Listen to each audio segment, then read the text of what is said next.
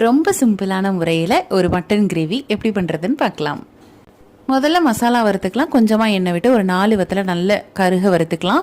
அதுக்கப்புறம் ஒரு 5 டீஸ்பூன் அளவுக்கு தேங்காய் பூவும் போட்டு நல்ல பொன்னிறமாக ஆகிற வரைக்கும் வதக்கிட்டு, கூடவே பெருஞ்சீரகமும் 1 டீஸ்பூன் அளவுக்கு கசகசாவும் சேர்த்து நல்லா வறுத்துட்டு, இதுக்கப்புறம் இதை மையாக அரைச்சி எடுத்துக்கலாம். ஒரு குக்கரில் 2 டீஸ்பூன் அளவுக்கு நல்லெண்ணெய் ஊற்றிட்டு 1 டீஸ்பூன் அளவுக்கு இஞ்சி பூடும் போட்டு நல்லா வதக்கிட்டு 300 கிராம் மட்டனை நல்லா வாஷ் பண்ணி எடுத்து வச்சுருக்கேன். அதையும் சேர்த்து போட்டுட்டு, கூடவே ஒரு 3 தக்காளியும் சின்னதாக கட் பண்ணி போட்டுட்டு, கொஞ்சமாக மஞ்சள் பொடியும் போட்டு நல்லா மிக்ஸ் பண்ணிவிட்டு ஒரு 1/4 டம்ளர் அளவுக்கு தண்ணி ஊற்றி ஒரு 6-7 விசில் அளவுக்கு விட்டுக்கலாம்.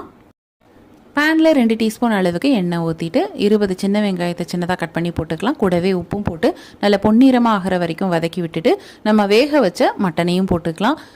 இது கூட நம்ம அரைச்சி வச்ச மசாலாவையும் சேர்த்துட்டு அதை கழுவின தண்ணியும் ஊற்றிட்டு, கூடவே ஒரு 1/2 டம்ளர் தண்ணியும் ஊற்றி நல்லா மிக்ஸ் பண்ணிக்கலாம். லோ ஃப்ளேமில் வச்சு அது கட்டியாகிற வரைக்கும் நம்ம வெயிட் பண்ணுவோம். நல்ல சுருளை வதங்கிடும். இந்த அளவுக்கு வதங்கினதுக்கப்புறமா 1/2 டீஸ்பூன் அளவுக்கு கரம் மசாலா போட்டு நல்லா மிக்ஸ் பண்ணிவிட்டு கூட ஒரு 5 நிமிஷம் வேக விட்டுட்டு கடைசியாக மல்லித்தழை தூவி இறக்கிட்டிங்கன்னா செம்ம டேஸ்டியான மட்டன் வறுவல் ரெடி. கண்டிப்பாக ட்ரை பண்ணி பாருங்கள். ரொம்ப ரொம்ப நல்லாயிருக்கும்.